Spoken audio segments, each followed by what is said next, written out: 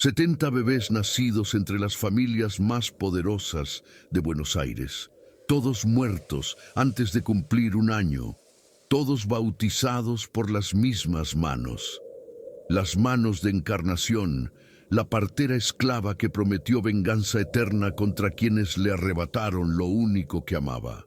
Esta no es una leyenda, es un archivo sellado durante 150 años.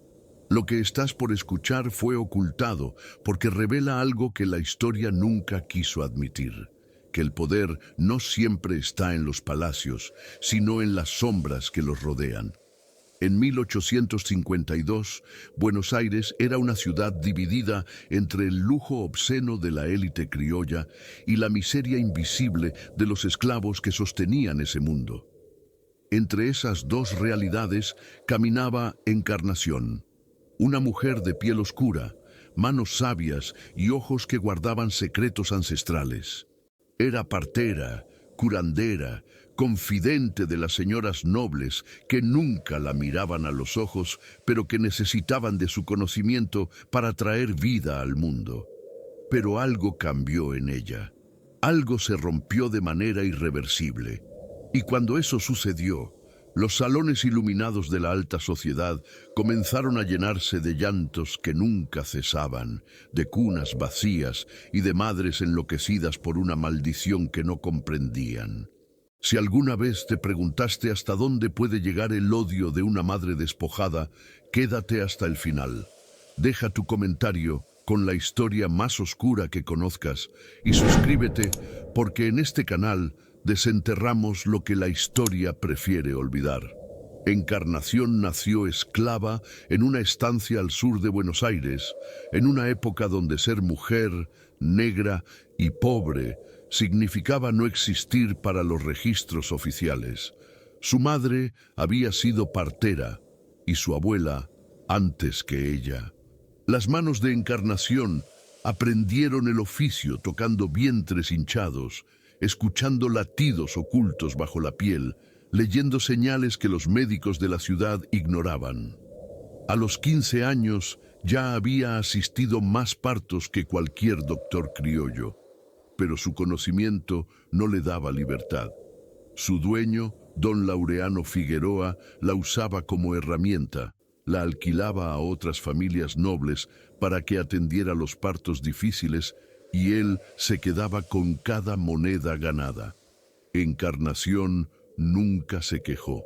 Guardaba silencio mientras las señoras la insultaban por llegar tarde, mientras los patrones la golpeaban si un parto salía mal. Su vida transcurría entre sangre, gritos y rezos susurrados en lenguas que los blancos no comprendían. Pero había algo en ella que nunca se doblegó del todo. Una chispa oscura, una memoria de dignidad heredada de sus ancestros africanos. Esa chispa la mantenía viva y también la hacía peligrosa, porque Encarnación no solo sabía cómo traer vida al mundo, también sabía cómo quitarla. Conocía las hierbas que detenían el corazón, las infusiones que provocaban fiebres letales, los rituales que abrían puertas entre este mundo y el siguiente. En 1848, Encarnación dio a luz a su propio hijo, un niño de ojos brillantes al que llamó Tomás. Fue el único momento de su vida en que sintió algo parecido a la felicidad. Pero esa felicidad duró apenas 3 meses. Don Laureano decidió que el niño era una distracción, que Encarnación perdía tiempo cuidándolo en lugar de trabajar. Una mañana, sin aviso, arrancó al bebé de los brazos de su madre y lo vendió a un comerciante de esclavos que pasaba camino al norte. Encarnación nunca volvió a verlo, nunca supo si sobrevivió, si creció, si murió solo y asustado en algún barracón lejano. Esa incertidumbre fue peor que cualquier látigo. Desde ese día, algo cambió en sus ojos. Los otros esclavos lo notaron primero. Encarnación dejó de hablar, dejó de cantar, dejó de rezar las oraciones cristianas que los amos exigían. En su lugar, Comenzó a murmurar cosas en un idioma antiguo, palabras que sonaban como maldiciones o promesas. Por las noches la encontraban en el patio trasero, mirando fijamente la luna, con las manos manchadas de tierra y ceniza. Algunos decían que estaba enloqueciendo. Otros, los más viejos, sabían que estaba despertando algo que había dormido durante generaciones, algo que sus ancestros habían traído encadenado desde África, algo que esperaba el momento justo para emerger. Don Laureano no notó nada. Para él, Encarnación seguía siendo una herramienta útil. Las familias nobles seguían solicitándola para los partos y él seguía cobrando. Encarnación cumplía su trabajo con la misma eficiencia de siempre. Llegaba a las casas señoriales, asistía a las madres, recibía a los bebés entre sus manos y los limpiaba con agua bendita. Pero ahora, en secreto, añadía algo más. Mientras sostenía a cada recién nacido, mientras lo bañaba y lo envolvía en mantillas blancas, Encarnación susurraba palabras sobre su piel.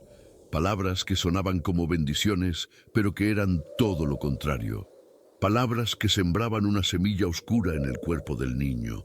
Nadie lo notó. Los bebés parecían sanos. Lloraban, mamaban, dormían como cualquier otro. Las madres agradecían a Encarnación con monedas que nunca llegaban a sus manos. Los padres la despedían sin mirarla, y ella se iba en silencio, con una sonrisa apenas perceptible en los labios. Durante 4 años, Encarnación asistió más de 70 partos en las familias más importantes de Buenos Aires. Los Anchorena, los Alzaga, los Zarratea, los Martínez de Hoz, nombres que aparecían en los periódicos, que decidían el destino del país, que se creían intocables. Todos confiaron sus herederos a las manos de una esclava que ya no era completamente humana. Y entonces comenzaron las muertes. La primera fue en marzo de 1852.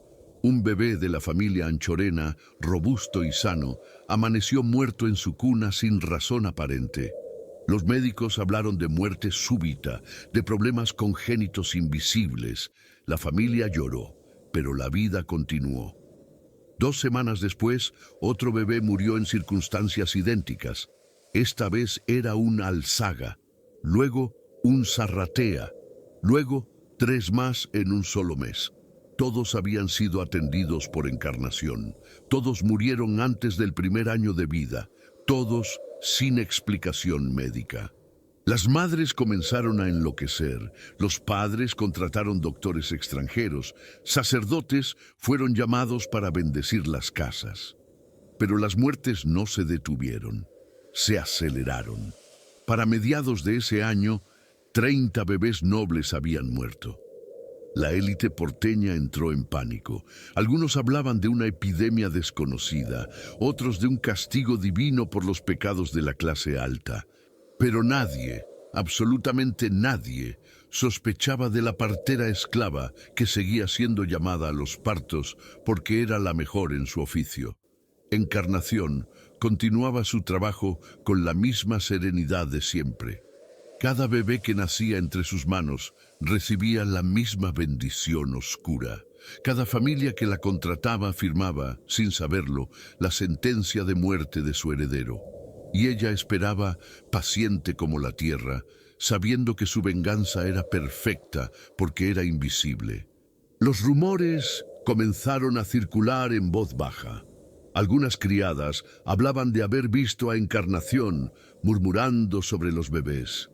Otras recordaban que todos los niños muertos habían sido tocados por ella. Pero nadie se atrevía a acusarla abiertamente. Primero, porque era imposible probar algo así. Segundo, porque los amos no querían admitir que habían confiado a sus hijos a una esclava potencialmente peligrosa. Y tercero, porque Encarnación era demasiado valiosa. Seguía siendo la única partera capaz de salvar partos complicados. Así que las sospechas quedaron enterradas bajo el miedo, la negación y la necesidad. Mientras tanto, la cuenta de muertos seguía subiendo. 50 bebés, 60, y aún faltaban más por nacer. Encarnación sabía que su tiempo era limitado. Sabía que tarde o temprano alguien conectaría los puntos, que las acusaciones llegarían. Pero no le importaba. Cada bebé muerto era una ofrenda a su hijo perdido. Cada madre llorando sobre una cuna vacía era un espejo de su propio dolor. Su venganza no buscaba justicia legal ni redención social. Buscaba equilibrio cósmico, un sacrificio ritual que restaurara el orden roto cuando le arrancaron a Tomás de los brazos. Para ella, no había maldad en lo que hacía. Solo existía una deuda que debía ser pagada con sangre inocente, porque su propia inocencia había sido destruida de la misma manera. Y la deuda aún no estaba saldada. En octubre de 1852, 65 bebés nobles habían muerto en Buenos Aires. Las iglesias estaban llenas de madres rogando por misericordia divina. Los cementerios tenían secciones enteras dedicadas a tumbas infantiles, decoradas con ángeles de mármol. La élite criolla vivía en un estado de terror permanente. Cada embarazo era una sentencia incierta, cada parto una lotería macabra. Los médicos no tenían respuestas. Los sacerdotes hablaban de pecados colectivos, de castigos por la soberbia de los ricos, pero nadie hablaba de encarnación. Ella seguía siendo invisible, deslizándose entre las casas señoriales como un fantasma que todos necesitaban, pero que nadie realmente veía. Fue entonces cuando apareció la primera grieta en su anonimato. Una joven criada llamada Rufina trabajaba en la casa de los Martínez de Os, donde acababa de morir el tercer hijo de la familia. Rufina había sido testigo del parto. Había visto a Encarnación sostener al bebé recién nacido. Había escuchado el murmullo extraño que salía de sus labios. Pero lo que realmente la perturbó fue lo que vio en los ojos de la partera. Una satisfacción fría, casi religiosa, como si estuviera cumpliendo un ritual sagrado. Rufina guardó silencio durante días, aterrada por lo que había presenciado. Finalmente, confesó sus sospechas a la señora de la casa. La respuesta fue violenta e inmediata. La señora de Martínez de Os abofeteó a Rufina por atreverse a acusar a la mejor partera de la ciudad. La amenazó con despedirla, con enviarla de vuelta al campo, con destruir su reputación. Pero la semilla de la duda ya había sido plantada. Esa misma noche, la señora convocó a otras matronas de la alta sociedad.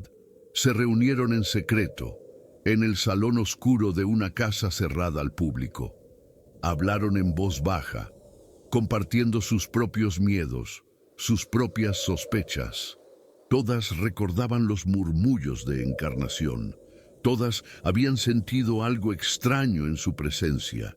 Y todas, sin excepción, habían perdido hijos después de que ella los tocara. La decisión fue tomada sin votación formal. Encarnación debía ser investigada, pero no podían hacerlo abiertamente, porque eso implicaría admitir que habían confiado a sus herederos a una esclava potencialmente asesina. Entonces contrataron a un hombre llamado Justiniano Posse, un abogado y funcionario menor del gobierno, con reputación de ser discreto y eficiente. Le entregaron una lista con los nombres de los 70 bebés muertos, todos atendidos por la misma partera. Le dieron dinero suficiente para investigar en silencio, para interrogar sin levantar sospechas, para descubrir la verdad sin manchar el nombre de las familias involucradas. Posse aceptó el encargo, no por justicia, sino por ambición. Sabía que resolver este caso lo catapultaría a círculos de poder que jamás habría alcanzado de otro modo. Posse comenzó por entrevistar a las criadas, a los esclavos, a las cocineras que trabajaban en las casas donde habían muerto los bebés. Lo que descubrió lo dejó helado. Todas las muertes seguían un patrón idéntico. El bebé nacía sano, Encarnación lo bañaba, lo bendecía, lo entregaba a la madre. Entre 3 y 8 meses después, el niño moría durante la noche, sin síntomas previos, sin enfermedad aparente. Algunos testigos recordaban haber visto a Encarnación untar algo en la piel de los recién nacidos, una sustancia transparente que parecía aceite bendito. Otros mencionaban que ella siempre pedía quedarse a solas con el bebé durante los primeros minutos de vida, alegando que necesitaba hacer una limpieza ritual tradicional. Posse contrató a un médico forense francés recién llegado a Buenos Aires. Juntos, exhumaron los cuerpos de 5 bebés muertos. Lo que encontraron confirmó las peores sospechas. En todos los cadáveres había trazas de una toxina vegetal extremadamente rara, una sustancia que provocaba paro cardíaco lento y progresivo. La muerte era diferida, diseñada para ocurrir meses después de la exposición inicial, cuando ya nadie recordaría el momento del parto. El veneno era tan sofisticado que ningún médico de la época podría haberlo detectado. Solo alguien con conocimiento ancestral de plantas y rituales africanos podría haber creado algo así. Solo alguien como Encarnación. Posse tenía su evidencia. Ahora necesitaba la confesión. La noche del 28 de octubre, Encarnación fue arrestada en la casa de don Laureano Figueroa. No opuso resistencia. Cuando los guardias entraron en su cuarto, la encontraron sentada en el suelo, rodeada de velas negras y raíces secas. Estaba terminando de preparar otro frasco del veneno, el último que alcanzaría a completar. Sonrió cuando la esposaron. No dijo una palabra.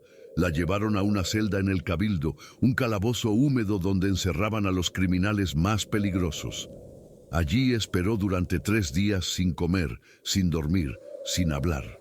Los guardias decían que la escuchaban cantar en un idioma que nadie conocía, canciones que sonaban como lamentos o como invocaciones. Cuando Posse la interrogó, Encarnación lo miró con una calma que lo perturbó profundamente. Él le mostró la evidencia: los cuerpos exhumados, las trazas de veneno, los testimonios de las criadas. Le explicó que tenía pruebas suficientes para condenarla a muerte. Encarnación escuchó todo en silencio. Luego, por primera vez en 3 días, habló. Su voz era suave, casi maternal, pero cada palabra caía como una piedra en agua oscura. Confesó todo. Admitió haber envenenado a 70 bebés nobles durante 4 años. Explicó cómo había preparado el veneno usando raíces traídas clandestinamente desde África, mezcladas con su propia sangre menstrual y palabras de maldición pronunciadas bajo luna nueva. Posse le preguntó por qué lo había hecho. Esperaba locura, odio irracional, alguna justificación delirante. Pero la respuesta de Encarnación fue devastadoramente lúcida. Le contó sobre Tomás, su hijo vendido y desaparecido. Le explicó que había intentado suplicar, llorar, negociar. Nada funcionó. Don Laureano le había dicho que un esclavo no tiene derecho a ser madre, que los hijos de esclavos son mercancía, no personas. Entonces ella decidió que si su hijo no podía vivir, ningún hijo de los nobles viviría tampoco. Si ella tenía que sufrir la agonía de brazos vacíos, las señoras de la alta sociedad también la sufrirían. No era locura, era simetría, era justicia en su forma más primaria y brutal. Posse salió del interrogatorio temblando. Redactó su informe esa misma noche. Recomendó ejecución inmediata, sin juicio público, sin registro en archivos oficiales. Las familias involucradas aprobaron la recomendación. No querían escándalo, no querían que la historia se conociera, porque la confesión de Encarnación revelaba algo peor que los asesinatos. Revelaba que el sistema esclavista que sostenía su riqueza era capaz de producir monstruos, que cada esclavo humillado, cada madre separada de sus hijos, cada cuerpo tratado como objeto, era una bomba de tiempo esperando explotar, y si esa verdad salía a la luz, Toda la estructura social podía colapsar, así que decidieron borrarla, borrar a Encarnación, borrar su historia, borrar incluso los nombres de los bebés muertos. La ejecución fue programada para el 5 de noviembre de 1852. No hubo anuncio público, no hubo juicio, no hubo testigos más allá de los estrictamente necesarios. Encarnación sería ahorcada en el patio trasero del Cabildo, al amanecer cuando las calles de Buenos Aires aún dormían. Las familias nobles exigieron que su cuerpo fuera quemado inmediatamente después, que las cenizas fueran arrojadas al Río de la Plata para que no quedara ninguna tumba, ningún rastro físico de su existencia. Querían que desapareciera de la historia como si nunca hubiera nacido. Pero Encarnación tenía otros planes, porque durante sus últimos días en la celda no había estado cantando por desesperación, estaba completando el ritual. Los guardias que la vigilaban durante esos días finales comenzaron a enfermarse. Primero fue uno, con fiebres y pesadillas, donde veía a niños muertos llamándolo. Luego otro, que desarrolló llagas inexplicables en las manos. Un tercero enloqueció y tuvo que ser relevado después de intentar ahorcarse con su propio cinturón. Nadie conectó estos eventos con Encarnación. Todos pensaban que era coincidencia, que el estrés de vigilar a una asesina confesa estaba afectando su salud mental. Pero los esclavos que trabajaban en el cabildo sabían la verdad. Ellos reconocían los signos. Encarnación no estaba esperando pasivamente su muerte. Estaba extendiendo su maldición más allá de los bebés, anclándola en el espacio mismo de su encierro. La madrugada de la ejecución fue extrañamente fría para noviembre. Una niebla espesa cubría Buenos Aires, tan densa que los guardias apenas podían ver a 3 metros de distancia. Cuando sacaron a Encarnación de su celda, ella caminó descalza hacia el patíbulo con la misma serenidad con que había asistido cientos de partos. No temblaba, no lloraba. Sus ojos miraban fijamente hacia adelante, como si viera algo que los demás no podían percibir. El verdugo, un hombre llamado Cipriano, notó algo perturbador. Las manos de Encarnación estaban manchadas de sangre fresca, pero no había heridas visibles en su cuerpo. Nadie supo de dónde venía esa sangre. Nadie se atrevió a preguntar. Antes de colocarle la soga al cuello, el capellán del cabildo intentó darle la extrema unción. Encarnación escupió en su rostro. Luego habló, por última vez, en voz alta para que todos los presentes la escucharan. Dijo que su muerte no terminaría nada, que cada bebé que había matado era un portal abierto entre este mundo y el siguiente, que su dolor era tan vasto que había creado una grieta en el tejido de la realidad. Maldijo a todas las familias presentes, no solo a los vivos, sino a sus descendientes durante 7 generaciones. Prometió que ninguna línea de sangre noble encontraría paz, que sus herederos morirían jóvenes, locos o arruinados, y que ella volvería una y otra vez en los cuerpos de otras mujeres despojadas que reclamarían lo que les fue arrebatado. La soga fue ajustada. El verdugo jaló la palanca. El cuerpo de Encarnación cayó, pero algo salió terriblemente mal. En lugar de morir instantáneamente por la fractura de cuello, la soga se aflojó de manera inexplicable. Encarnación quedó colgando, asfixiándose lentamente, retorciéndose durante casi 5 minutos mientras los presentes observaban horrorizados. Sus ojos permanecieron abiertos todo el tiempo, fijos en Pose, que estaba entre los testigos. Finalmente, cuando su cuerpo dejó de moverse, los guardias notaron algo que los dejó helados. De sus ojos cerrados brotaba sangre, pero no sangre roja normal. Era oscura, casi negra, y olía a tierra mojada y hierbas quemadas. Olía como las habitaciones donde habían muerto los bebés. El cuerpo fue bajado inmediatamente. Siguiendo las órdenes, fue llevado a una pira preparada previamente en el patio. Mientras las llamas consumían su carne, los presentes escucharon algo que ninguno pudo explicar después. Un llanto de bebé que parecía venir del fuego mismo, múltiple, superpuesto, como si 70 niños lloraran al unísono dentro de las llamas. El sonido duró hasta que el cuerpo quedó reducido a cenizas. Luego, silencio absoluto. Las cenizas fueron recogidas en una urna de hierro y transportadas al río esa misma noche. Pose personalmente las arrojó al agua, desde un muelle desierto, bajo una luna que se ocultaba tras nubes negras. Pensó que finalmente todo había terminado. Se equivocaba. Las primeras consecuencias aparecieron en diciembre.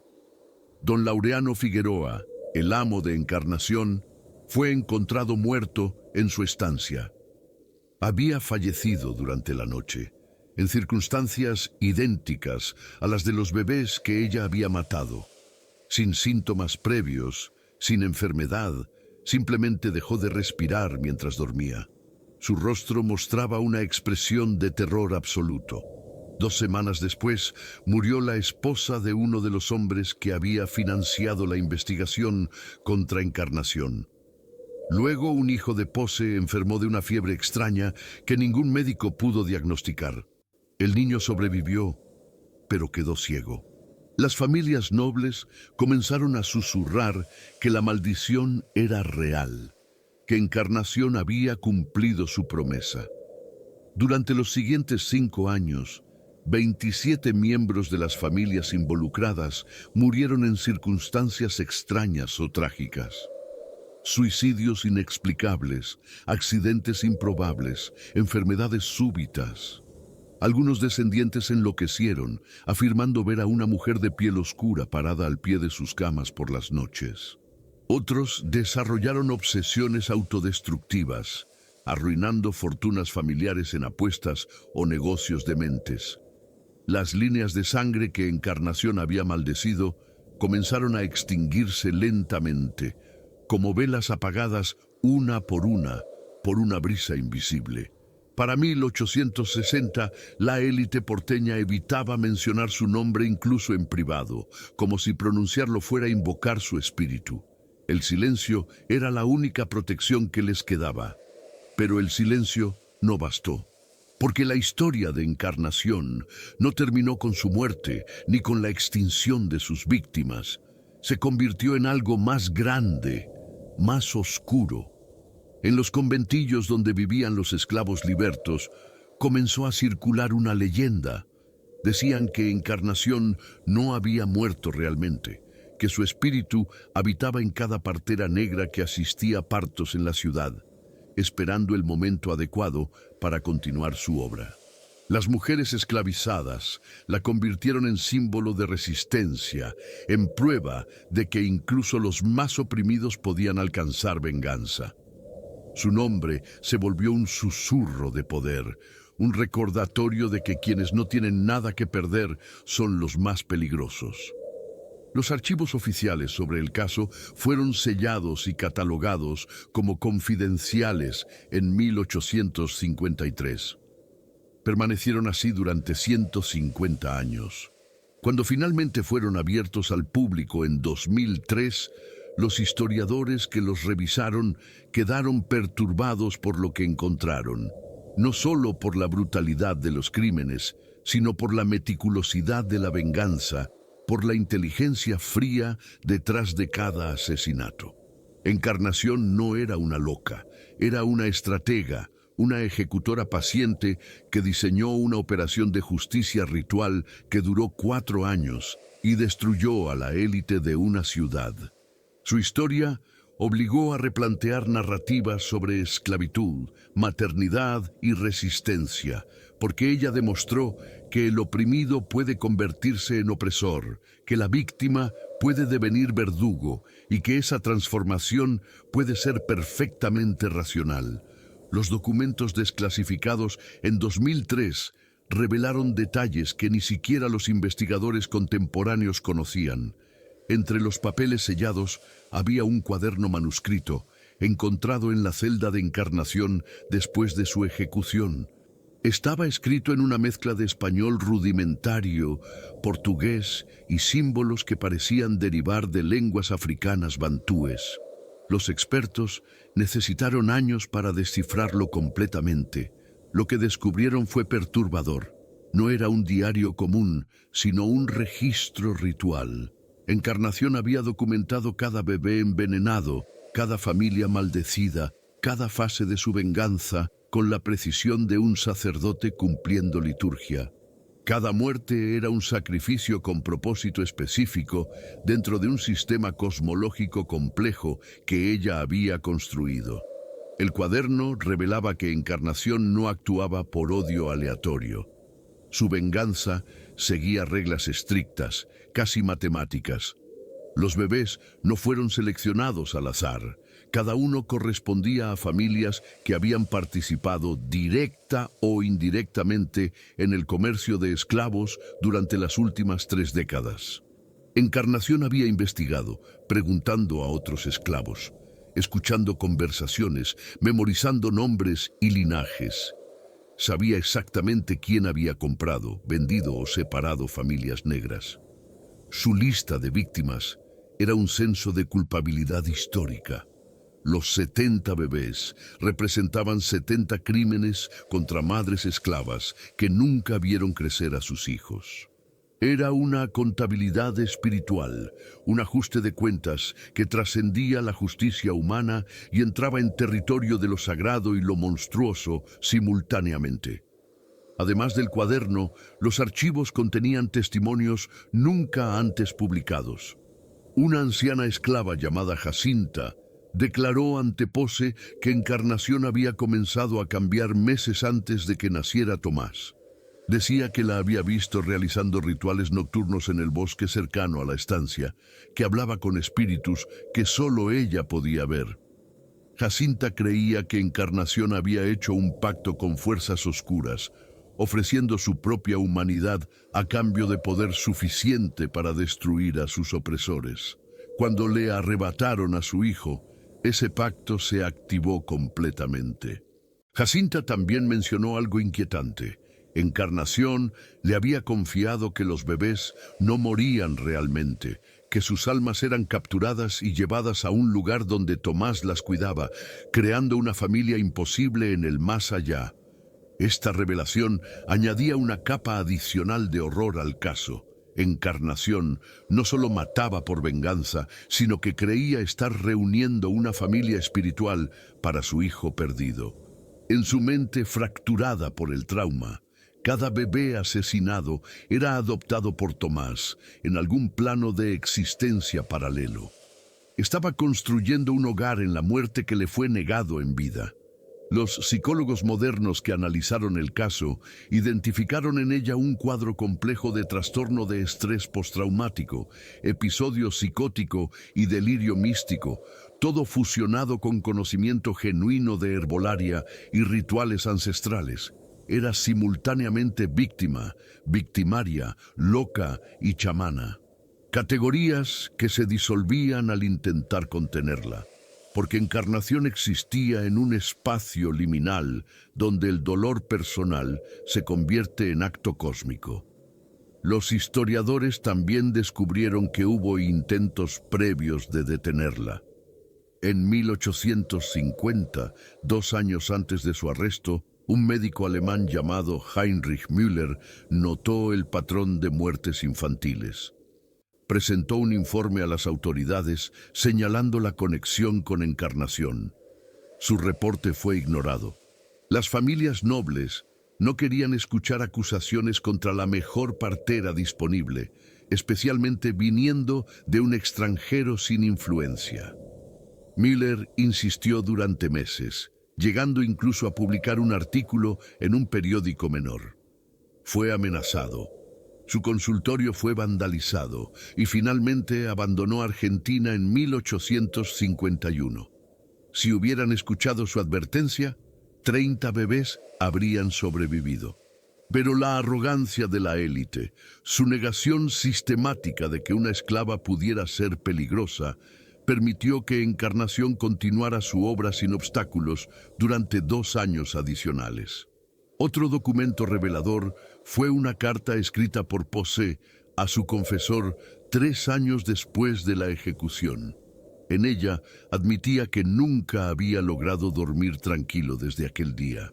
Describía pesadillas recurrentes donde Encarnación lo visitaba, no amenazante, sino maternal, acariciándole el rostro mientras le susurraba que él también era víctima del sistema, que su investigación había sido orquestada por hombres que lo usaron como herramienta igual que habían usado a ella. Posse escribía con desesperación que comenzaba a dudar de todo. ¿Había hecho justicia o simplemente había ejecutado órdenes de asesinos más grandes y respetables? ¿Era Encarnación una criminal o una revolucionaria? ¿Sus víctimas eran inocentes por ser bebés o culpables por heredar privilegios construidos sobre sufrimiento ajeno? Estas preguntas lo atormentaron hasta su muerte en 1862, a los 41 años, oficialmente por enfermedad cardíaca, pero rodeado de rumores de suicidio. Los archivos también incluían registros médicos de los bebés sobrevivientes nacidos después de la ejecución de Encarnación, pero antes de que todas las familias conocieran su historia. 3 niños más murieron en circunstancias idénticas durante 1853. Esto generó 2 teorías perturbadoras. La primera, Encarnación había preparado dosis adicionales de veneno y las había dejado ocultas en las casas donde trabajó, activándose meses después de su muerte. La segunda, más inquietante, había entrenado a otra esclava en sus métodos antes de ser arrestada, asegurando que su obra continuara. Nunca se confirmó ninguna teoría, pero el hecho de que las muertes se detuvieran abruptamente después de esos 3 casos sugería que algo había cambiado. Quizás el veneno se agotó, quizás la aprendiz tuvo miedo y huyó, o quizás la maldición simplemente se consideró cumplida. Un detalle macabro adicional emergió del análisis forense moderno.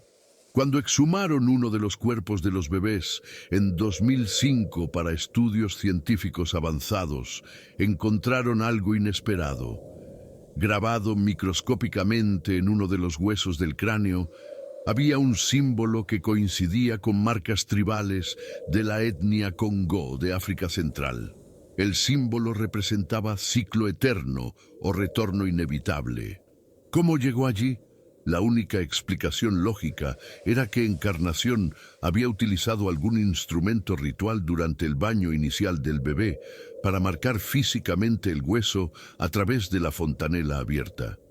Era una firma, una prueba de autoría, un sello que garantizaba que incluso siglos después se sabría que estos niños no murieron por causas naturales, sino por voluntad deliberada de alguien que los reclamó para otro propósito. La historia de Encarnación también inspiró movimientos culturales inesperados.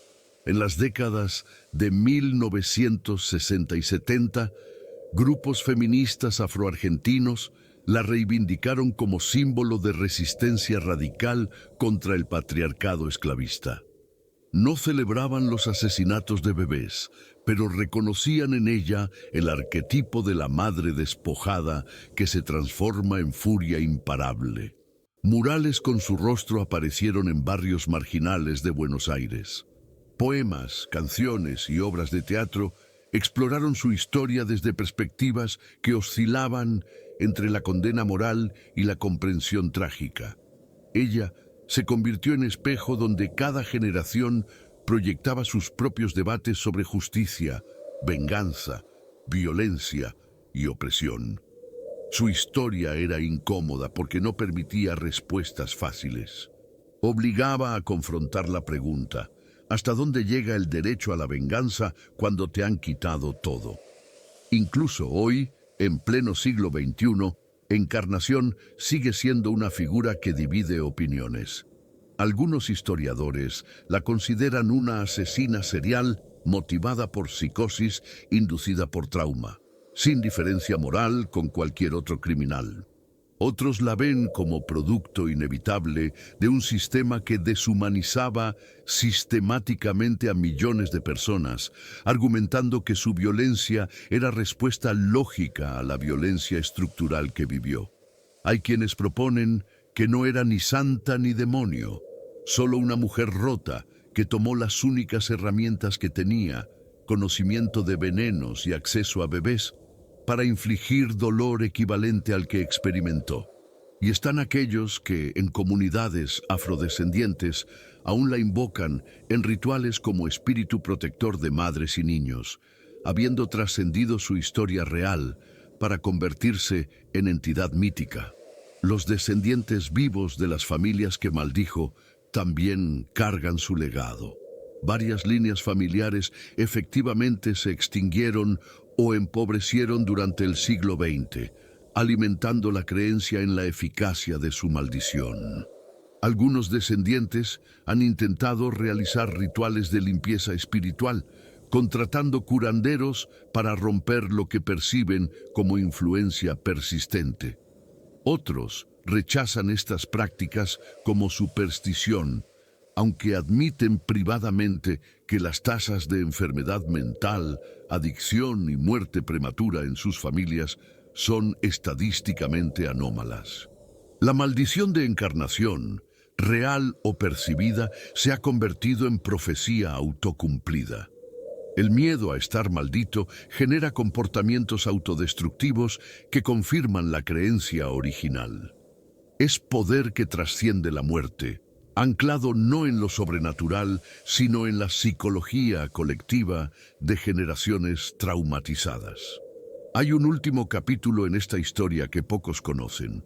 En 2015, una antropóloga argentina llamada Luciana Ferreira estaba investigando rituales funerarios de esclavos en el Río de la Plata cuando tropezó con un hallazgo extraordinario. En archivos de una iglesia demolida en las afueras de Buenos Aires, encontró registros de bautismos realizados en condiciones irregulares durante 1847. Uno de esos registros correspondía a un niño llamado Tomás, hijo de madre esclava identificada solo como Encarnación, propiedad de Figueroa. El bebé había sido bautizado apresuradamente por un sacerdote que anotó al margen: madre insistió en ritual completo por temor a muerte prematura del infante. Encarnación ya sabía, incluso antes de perderlo, que su hijo estaba condenado. Ferreira investigó más profundamente y descubrió algo que conectaba piezas dispersas del rompecabezas. Tomás no había sido vendido a un comerciante que iba al norte, como siempre se creyó. Había sido vendido a una familia de estancieros en la provincia de Entre Ríos, a apenas 200 kilómetros de Buenos Aires. Los registros mostraban que vivió hasta los 12 años, trabajando en campos de ganado. Murió en 1852, el mismo año de la ejecución de su madre, tras ser pisoteado por caballos durante una tormenta. La fecha exacta de su muerte: 5 de noviembre. El mismo día, casi a la misma hora, en que Encarnación fue ahorcada. Esta sincronicidad era demasiado precisa para ser coincidencia. Ferreira propuso una teoría controversial. Encarnación sabía que su hijo había muerto. De alguna manera lo supo, y su muerte fue el catalizador final que la llevó a completar su ritual con su propio sacrificio. Si esta teoría es correcta, entonces la ejecución de Encarnación no fue castigo, sino culminación. Ella orquestó todo para morir exactamente cuando y como necesitaba morir, sellando su maldición con su propia sangre en el momento preciso en que Tomás dejaba este mundo. Su aparente pasividad durante el arresto, su silencio durante los días previos, su confesión completa, todo diseñado para garantizar que la ejecutaran en el momento cosmológicamente correcto. No era víctima de la justicia de los blancos. Los estaba usando como instrumentos de su propio ritual final. Esta interpretación La eleva de asesina vengativa a sacerdotisa oscura, cumpliendo liturgia de sacrificio mutuo, donde madre e hijo se reencuentran a través de muerte sincronizada y generaciones de sufrimiento ajeno. Pero aún queda un misterio sin resolver. En 2018, durante excavaciones arqueológicas en lo que fue el Cabildo de Buenos Aires, obreros encontraron una cámara sellada bajo el patio donde se realizaban ejecuciones. Dentro había restos de velas negras, huesos de animales pequeños y un cráneo humano infantil rodeado de 70 pequeñas muñecas de trapo, cada una con una marca bordada que correspondía a los apellidos de las familias nobles afectadas por encarnación. El cráneo fue sometido a análisis de carbono 14 y ADN. Los resultados fueron imposibles. El cráneo databa de mediados del siglo XIX, pero el ADN mostraba marcadores genéticos consistentes con población de África Central, específicamente región del Congo. Y había correspondencia parcial de ADN mitocondrial, con muestras tomadas de descendientes vivos de la familia Figueroa, sugiriendo vínculo materno. Era, posiblemente, el cráneo de Tomás. ¿Cómo llegó allí? Si Tomás murió en Entre Ríos, ¿quién exhumó su cuerpo? Lo transportó a Buenos Aires y lo colocó en esa cámara ritual bajo el sitio de ejecución de su madre. La única explicación lógica es que Encarnación tenía cómplices, una red de esclavos y libertos que cumplieron su voluntad incluso después de su muerte. Alguien viajó a Entre Ríos, recuperó los restos del niño, los preparó ritualmente y los instaló en ese santuario oculto como ancla espiritual permanente de la maldición. Las 70 muñecas no eran representaciones de los bebés muertos, sino receptáculos diseñados para capturar fragmentos de sus almas, manteniéndolas atadas al cráneo de Tomás para siempre. Encarnación había construido una prisión espiritual que funcionaría por generaciones, alimentada por el sufrimiento de las familias que destruyó. El hallazgo generó debate ético intenso. ¿Qué hacer con esos restos? Algunos propusieron un entierro cristiano adecuado para liberar lo que fuera que estuviera atado ahí. Otros argumentaban que debía preservarse como evidencia histórica del horror del sistema esclavista. Comunidades afrodescendientes exigieron que se les entregaran los restos para rituales de descanso según tradiciones africanas. Finalmente, el gobierno argentino decidió resellar la cámara por tiempo indefinido mientras se determinan protocolos apropiados. Pero todos sabían la verdad. Tenían miedo. Miedo de que mover esos huesos reactivara algo que llevaba casi 200 años dormido.